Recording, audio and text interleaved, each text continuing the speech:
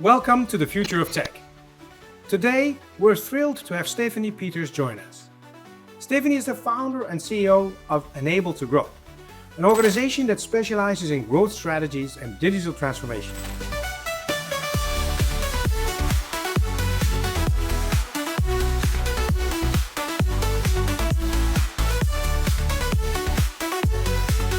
With over 2 decades of experience working with global companies and startups alike, Stefanie has been at the forefront of driving innovation, building scalable business models, and helping organizations adapt to an ever-changing digital landscape. From her work at Enable to Grow to her impressive tenure at the Boston Consulting Group and Accenture, Stefanie brings a wealth of expertise and insights.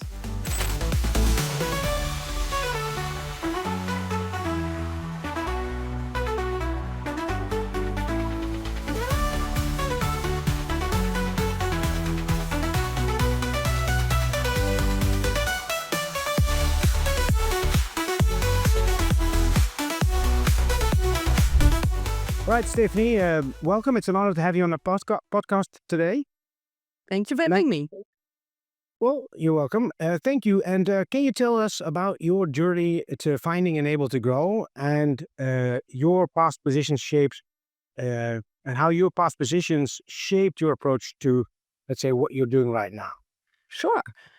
I started in consulting with which is now called Accenture, and then was called Anderson Consulting. So pretty much technology oriented, large consulting firm focused on system implementation. And it was a good school for me. I didn't have a lot of tech background. I have a business background. So I really dove deep into cold water to understand all this tech and software around me. But I learned how to program COBOL, and I learned how to think, how techies think, so to say. And that helped me a lot. I spent 2 years of system test planning and system test execution. And until today, that gives me at least a grasp and an understanding of that exciting technology. Then I did my MBA at INSEAD, and I really had a great time there, focusing on marketing and change management. And then I decided to go back to consulting, but really to focus on the strategy consulting on it. I wanted to be part of doing the decisions or preparing for good decisions and not just executing. So I joined Boston Consulting Group back in 1999, and I was lucky enough to directly get into the so-called e-commerce core competency group. And that was a lot of fun. So, understanding these digital business models early on, diving into these new startups coming up everywhere. And then I spent 2 years in New York. I was transferred to New York.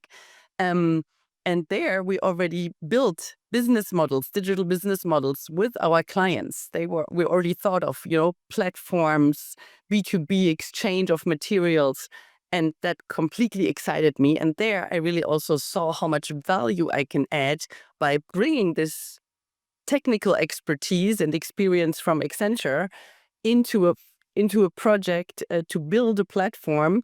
I was a good bridge between business and technology. Let's put it this side. I didn't program it myself, but I was a good bridge. And that got me completely excited. That clicked in me to say, okay, this is the world I want to be in. This is the part of business that excites me. I love innovation. I love disruption. I find it exciting if new things are ahead. And I also had a real good focus on the change part of it, and really taking care of the people and making them understand and pulling them along, so to say, on that exciting journey of digital business.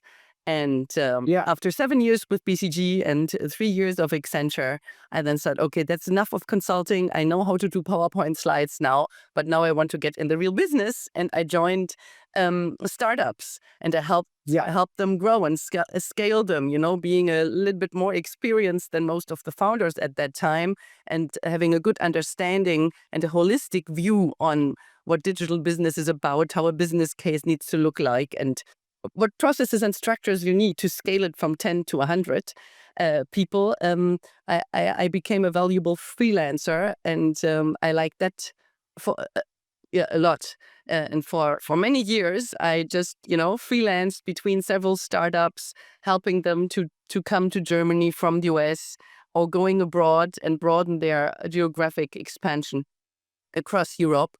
And that was exciting times. And exactly after doing this for another year, a few years, the only thing that really I was missing was a team. I loved working in teams and not just being, the one person.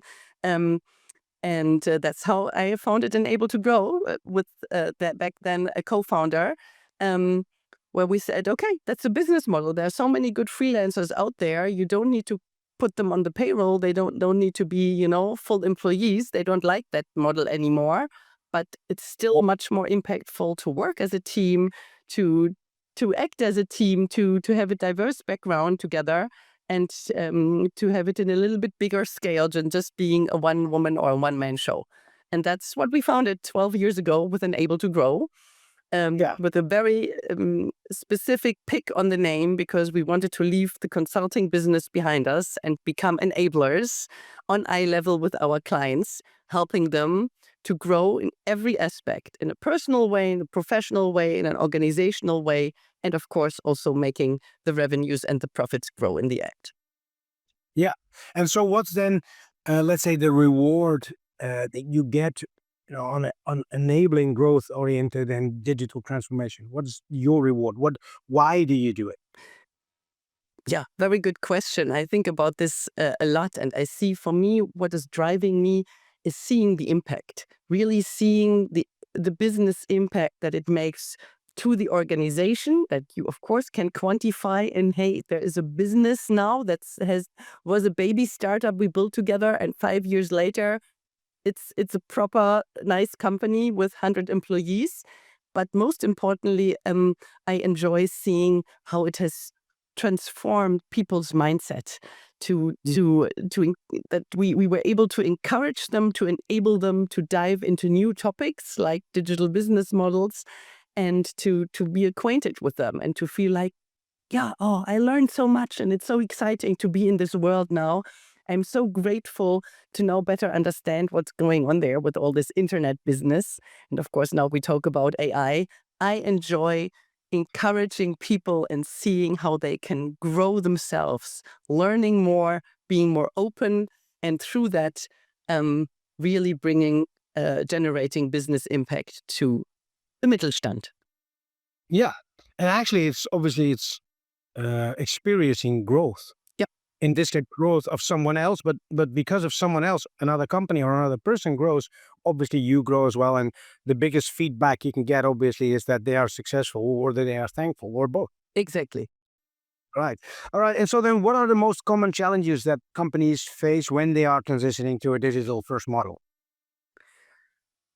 It of course depends very much in which phase they are, but where we like to jump in is where they realize, oh, in our industry there is digital disruption happening now, and before we watch over it and see our own established business models going down the hill, we want to be part of that. We want to learn and we want to establish our own digital business model.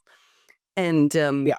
helping them in that phase to identify what is the right use case, what is the business case, and to really shape it and develop it in a strategic way, to do a lot of market research, to internally be realistic about what can we do internally, where do we have the assets, do we have the data, do we have the technology. Typically the technology is missing, but really making an honest assessment of where are the assets we bring into this new business model and where do we have external help and support. That's typically where we can come in, because we see ourselves as architects, and we advise in the beginning our clients on in designing this new house and developing it together, and then bringing in the right experts to actually build it, to make it happen and to make it alive, and not just having it on a piece of paper. That's our typical use case, I would say. Yeah. So normally first step will probably to have like a discovery meeting or something like that to actually maybe get an overview of what's in the company right now, in the startup right now. Is that correct? yes, even before, it's really a workshop of seeing all the options, because some clients also say, we rather buy something than doing it ourselves. We don't have the capabilities of building. So sometimes it even starts earlier and with a make or buy decision of, going digital. And then it's a lot of encouragement from our side to say, hey, you can actually make it yourself. Your organization will learn so much more if you build Yeah, it yourself, and going through this phase, exactly as you say, to discover and to ideate, then just have somebody else join the company and buy it for 20 million. That doesn't give you the learning curve. And yeah, I like that early part already. But then you're absolutely right. Then it's a lot of discovery and assessment and yeah. understanding, and then building this joint vision where you want to be, and then going for the MVP. Yeah, exactly. All right. And so, how has the current economic and technological climate influenced the way businesses approach scaling and growth?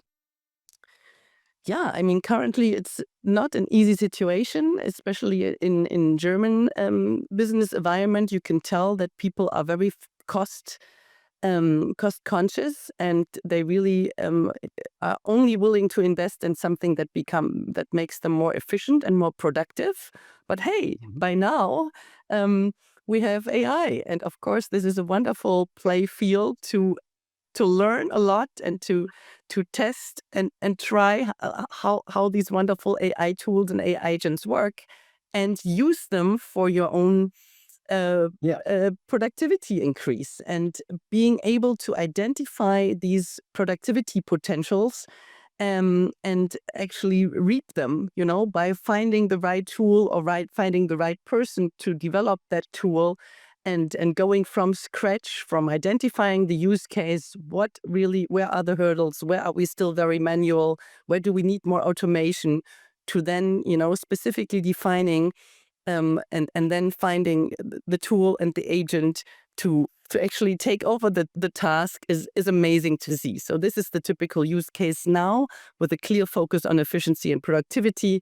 And I'm extremely excited to see how it works, and how B2B sales, for example, can now be done very well with a co-agent of AI. I'm not yeah, saying it's completely replaced. That's not what I see in reality, but it's a fantastic co-pilot, so to say. It's your man.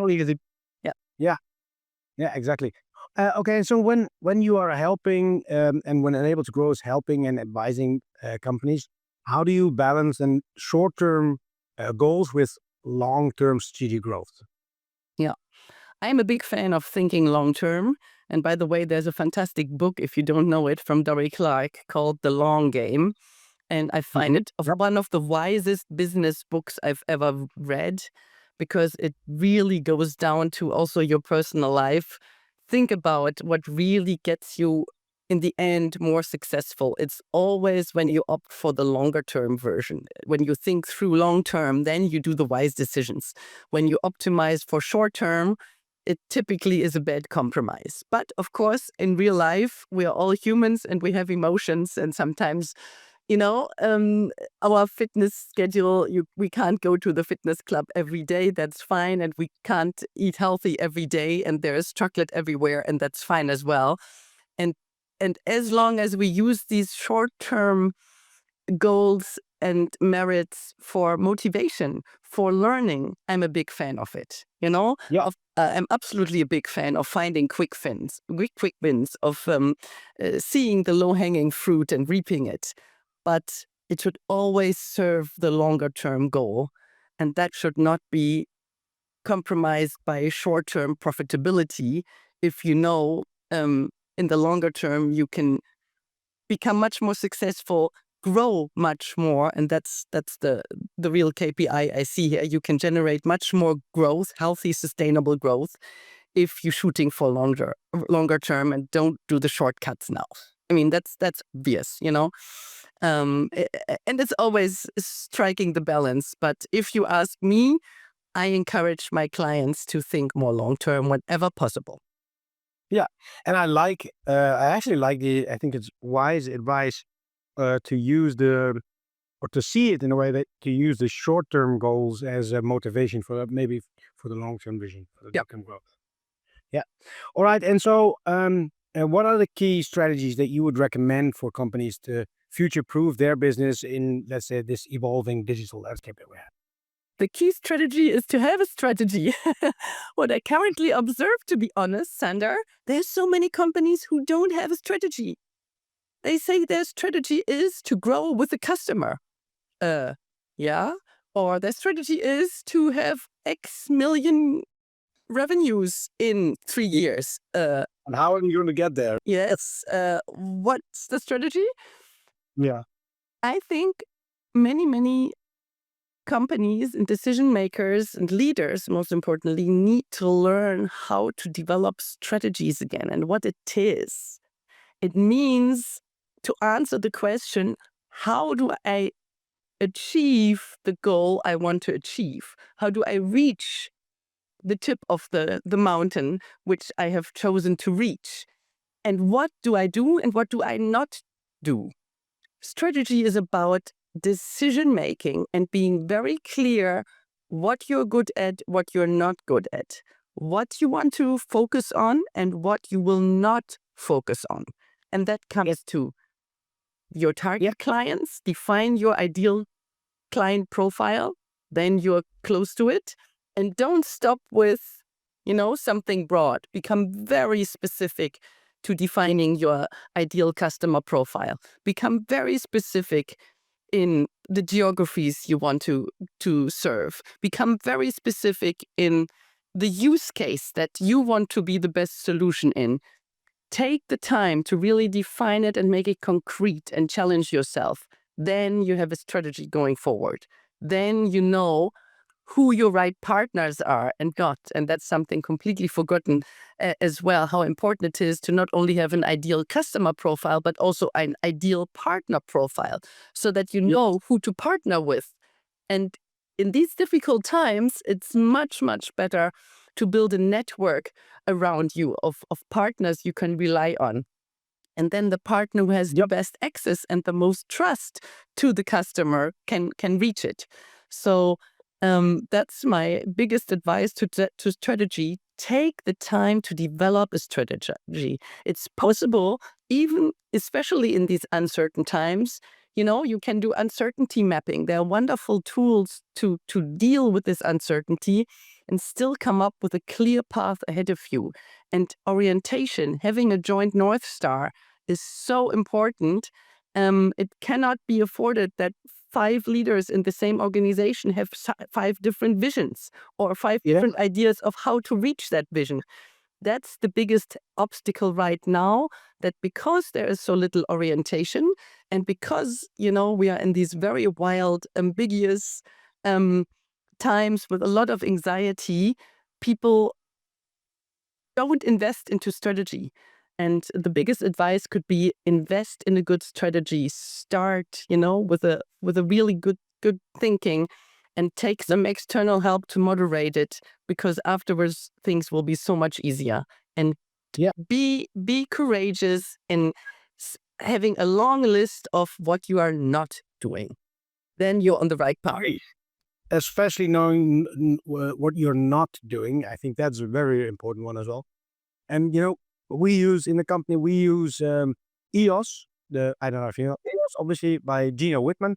So for listeners, they could look at the book Traction to give them some help, and maybe you obviously still also have some additional books or models that they can use. But I think EOS is very practical if you want to develop some sort of strategy, some sort of vision. What is your 10-year goal? Where do you want to go? So that might be useful, at least for listeners to take a look at if they don't have a strategy yet, because I think the advice of having a strategy is probably the most important one, obviously. Absolutely. I fully agree with you. That's great advice. In addition, there's a very simple tool. I think it came from Mark Zuckerberg, who developed it early on, but it's very helpful. It's the 3 horizon model. it's thinking in three horizons, because people get very distracted by seeing innovation somewhere in the future and thinking they need to completely focus on it right now. And that doesn't work. You need to have a realistic picture of which technology, which new products, new services, which kind of innovation will serve me for the next 2 years, which will then come in the next 5 years, and which is something out there in 10 years, which I should have on my radar, but I can't fully focus all my resources on right now.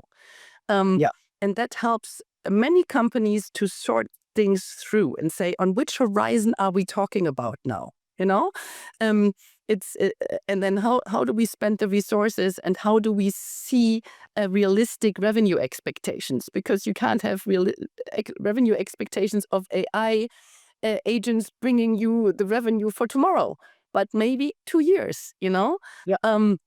And that for me in our workshops and working with clients closely together, this has proven to be such a simple but very, very impactful model. Yeah. Yeah, I can imagine. All right. And so looking at some, let's say, innovations and trends that we have right now, obviously we already talked about AI. Which trends in, let's say, the digital transformation do you see as most promising for, let's say, successful businesses? Which trends do I see most promising for success? Oh, wow. There are so many trends out there. I mean, AI is the super big one, and I'm not the person, to talk about blockchain too much. I find it very interesting, but I'm not the expert. There is quantum computing I find highly exciting, but I'm not Yeah. the super tech geek where I would say, I now have the big vision about it. I think I would turn it around and I say, everybody has to have a good understanding of which trends are relevant for his or her industry and his business. And most people don't lack that. They have a very good understanding of what is relevant for them. So for me, it's not a matter of which trend is so promising. It's how can I make this trend relevant and successful for me by understanding it and by matching where I stand with my business and organization versus this trend. Am I ready to cope with it? Yeah. And these have been the most successful companies we have accompanied in the past, who were ready to look for the new out there, who were opening their horizons for the next horizon, the next trend, and say, okay, but we are not ready to think so digital yet.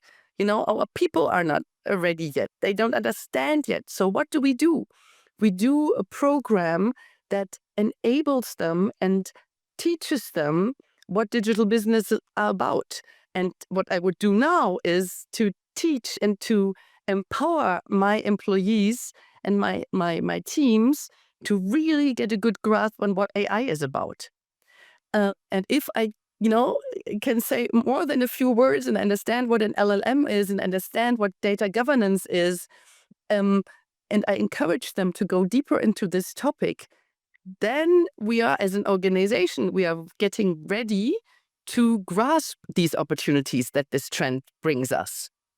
Don't push it Yeah. in front of you like something, that is so, it's abstract. It needs to become concrete and clear. And it only becomes concrete and clear, and you can make successful business models if you dive deep into it. I just sent a post about, you have to sometimes jump into very cold water to understand what it's about. You have to see it as an adventure. You dive in and you don't know exactly the results yet. But if you grasp it with this mindset, my favorite word of growth mindset, embrace the future with a growth mindset, be open for the new trends that are coming. You will find the answer and you will make it successful for you. So again, it's not a matter of which trend, it's the matter of how do I incorporate and embrace that Yeah. trend for my current organization. Yeah. Yeah. That makes sense. Makes sense. It's also valuable advice, I think. So how do you then, as or the organization, let's say, enable to grow, stay ahead of, let's say, or stay informed, I would say, of the technological advancements, of the trends, of, which enables you, obviously, to give cutting edge advice and help, let's say, others. Yeah, good question. That's actually our biggest asset, I would say. Since I only invite specific personalities as freelancers to join the Enable to Grow network, I have all the possibility to choose those who are very much intrinsically motivated to learn and to be curious. Right. So one of the key criteria I look for, are they future oriented? Do they tell me what they've done in the past 20 years and that they want to continue doing that in the next 20 years with their proven toolbox? Or are they the ones who are completely excited about looking into the new trends that are coming and new technologies and voluntarily investing a lot of their personal money into AI trainings and all kinds of things what are out there, including even certificates. One of our enablers just finished an AI trainer certificate, which is really difficult. She worked hard on it. Um, and it's not easy to get this final test done. So I have the luxury, so to say, to only have these people around me who intrinsically learn and want to be on top of these new trends. But then, of course, it's important to share this knowledge amongst us, because not everybody is looking at the same thing. That would be boring. So we do have at least monthly formats to exchange our knowledge, to share our experiences of what we do at our clients, of course, at the different projects that we have, but also what other people are just interested in and have a keen thing on. So we do lunch and learn formats, and this Friday will be the next, where one of our enablers then talks about what he or she is currently experiences or learning. Of course, there are many different aspects of how to use AI for X, Y, Z, but there's also like mindsets. The next one will be about the serendipity mindset, which I find extremely exciting because it changes the way you think about opportunity. Yeah. And these are the things we do. So this is where then I invest a lot of being a platform for the enablers, a growth platform for enablers. That's actually how I see Enable to Grow internally, to provide them with the opportunity to share their experiences and expertise, to learn from each other, and to build small teams. We call them circles of competence, to jointly dive deeper into a certain topic, and then also develop a product, as we call it, a solution that we as Enable to Grow can offer to our clients. Yeah. And I think what I like, and I think it's also applicable to anyone who is in business, and building something, is to work with or hire people who have a growth oriented mindset, who are curious, who are future oriented. Yep.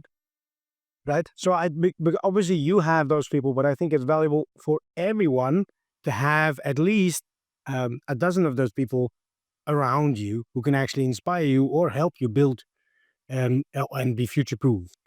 Absolutely. For me, that's my asset, and also my goal number one, to have only people around me to share growth mindset and to live it in their very individual way. So I love having lots of very individual, diverse people, with their own personalities, and their own backgrounds and their own expertise and beliefs. But we all share one thing, and that's a growth mindset. Yeah. Yeah. Exactly. All right. And so let's go back to you scratched the surface of this already. AI and AI, for example, in sales, helping with sales and things like that.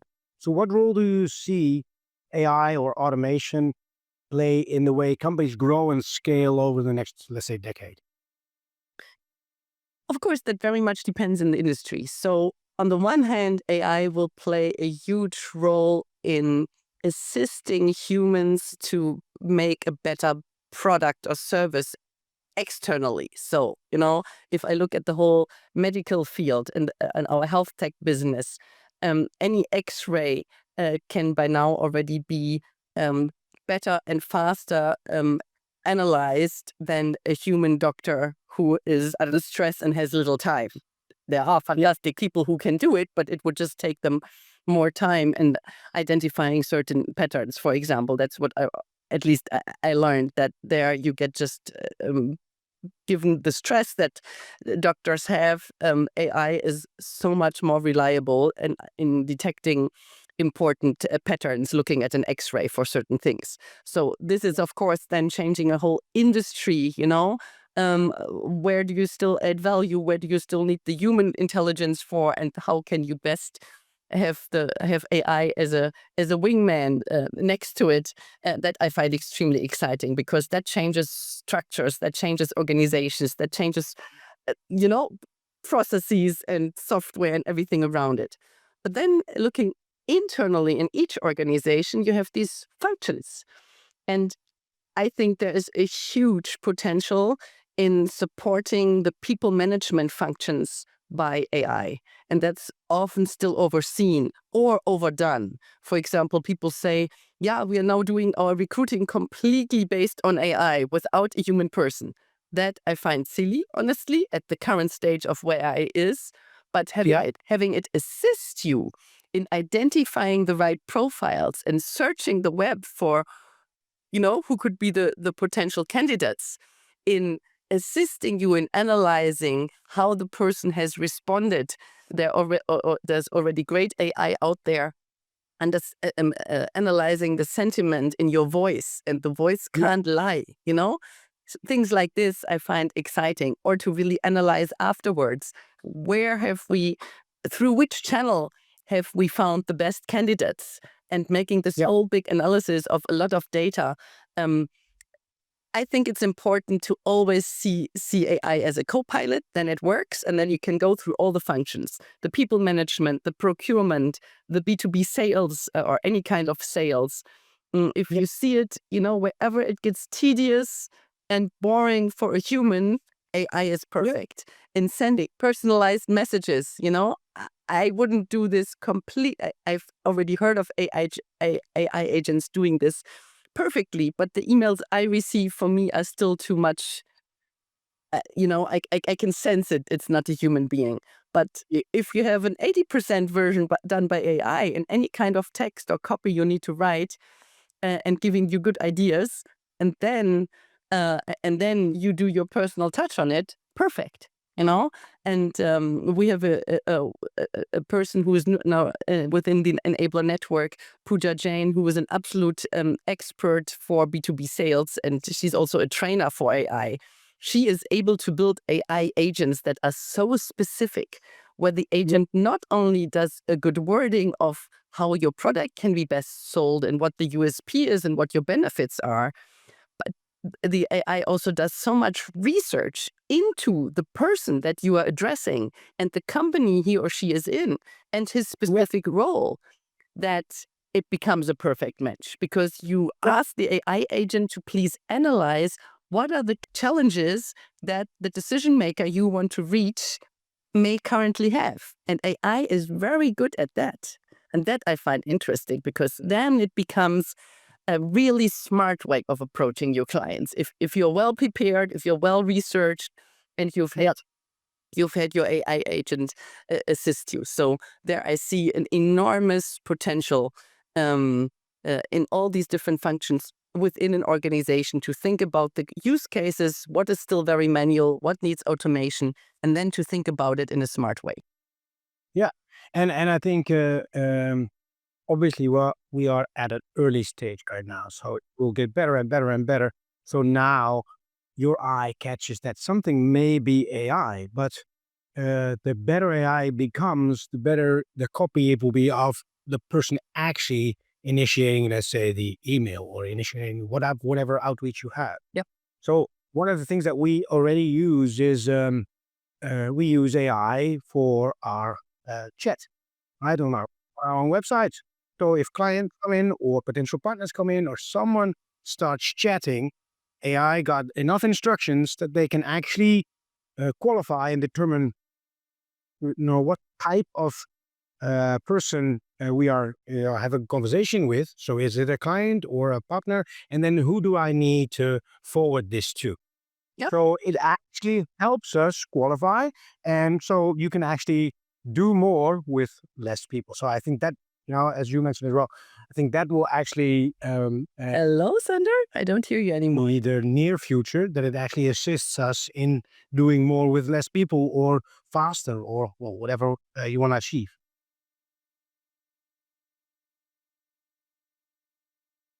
All right. So next question. So how do you anticipate the industry that you are in evolving in, let's say, the digital world and digital tools itself? Very good question. I mean, 12 years ago, I I read one very interesting article which was called Consulting at the Cusp of Disruption. And I really, really enjoyed that because it then already talked about how the consulting business, and I don't like the word, we are enablers, we're not consultant, but it's still that same business, of course, how the consulting business will be disrupted. And of course, Clayton Christensen, the author, didn't talk too much about AI yet, but he talked about, what is still impactful, what is still really, really bringing value to the clients. And it's the insights, since there are already so many ex-consultants in every industry you can imagine, the need for more PowerPoint slides and these specific methods and tools within the companies are getting less and less because you can do a lot of your homework internally. However, Clayton Christensen says there's always a big value in having this external, honest perspective. And that's exactly my thing. That's what I'm there for. I love to be paid for my honest opinion. Um, and that you can never replace. When you're more than a year within the company, you don't have this perspective of an outsider anymore who asks questions and that are really coming from the outside and also from a very independent role. That's important. I don't have any stakes in the company of my client, so I can ask challenging questions, and I don't have to be careful about my career is not dependent on if I ask that challenging question or not. I don't have to deal with politics or anything mostly. So I think if you think that forward, that already tells you that the role of consulting business will be very much into expert level. And that's exactly what Clayton Christensen said, where I really had to smile when I read it, just having found it unable to grow. The future will be in networks of experts who act as independent advisors with all their experience, because that's what's sought after. That's the wisdom, so to say, is sought after. And I love that because that's exactly what I aspire to be able to not only give good advice, but really to pass on wisdom to others. So that's that part. But then, of course, now we have the topic of AI, and that will replace anything that has to do with this gathering of data and making a good analysis. Any kind of number crunching, will not be done by humans anymore. It will be still our human intelligence to do the right prompting and to ask the right questions so that the right analysis have to be done. And that also always intrigued me also at my times at BCG, when I learned from the wise partners what questions to ask, which really make the difference. Which insights do I need, and to push further and not stay on a superficial level. That will be our job. And I think that will be extremely exciting because we can focus again as humans on the creativity we have, on the courage to challenge, on being able to connect the dots, that are absolutely far from obvious, where AI would completely be overwhelmed, or not. But the number crunching and the give me the data of, that country or that industry in the past 10 years, make a forecast, show me the CAGR of XYZ, give me a competitive overview of blah, blah, blah. Even doing a SWOT analysis, I think this will all be done through AI very, very soon, if not already. I'm sure there will some people out there who tell me I already do that, with Napkin AI or Gamma or whatever. There's so much out there. And I find this exciting, but that will mean that the big teams of consultants are not needed anymore. It will be smart, wise teams of few people who really have the expertise who've really done it for 20 years to bring along the pragmatism and the ability to implement, because I think in the end, currently, with the current situation we have, people need orientation. People need help with making the right decisions and pointing the board to the right insights that they can rely on for making the right big decisions, encouraging them to go for the more innovative, more long-term version, of whatever is ahead of them, rather than doing the short-term shortcut or of pushing the decision away. That will be the work we will do. So I think there will be a huge shift in consulting. What will not go away is dealing with the next version of SAP. I guess I'm not enough into it, but maybe you can hopefully in the near future also develop AI agents for helping you to transfer from one SAP version to the next or whatever ERP system you have. I think this is the biggest headache companies have, but I'm not deep enough in there. But I mean, there's already AI who can code, so maybe that's the other part that goes easier than I would think. But it's an exciting future, but it's not a future for so many thousands and thousands of junior consultants, because they will be mostly replaced by AI unless they know how to deal with AI so well as their co-pilot that they can really bring the insights. Yeah, I agree. That's a nice insight as well. All right, so we are already getting close to the end of the podcast itself. So maybe as That went fast. yeah, it was. But maybe as a last question for businesses just starting their digital transformation, what is the first critical step as a final advice that they should take? As leaders, be honest. Be honest with the situation and communicate. Be very transparent and very clear where you stand, where you're not yet, and what is the road you want to go now. The biggest mistake is to not have a realistic and honest assessment of the status quo. And if you're trying to blind yourself and sugarcoat everything, we're not so bad, we've already done this and already done that, you can't get the organization to in a state where they are eager to learn. They just learn to always cover their weaknesses. If you really want to get into a transformation, you need to be able to say, we can't do that yet. We are at the very beginning. Our knowledge is still a blank page, but we can fill it if we are open for the new. And that very much reminds me of our initial work weeks on the sailing boat.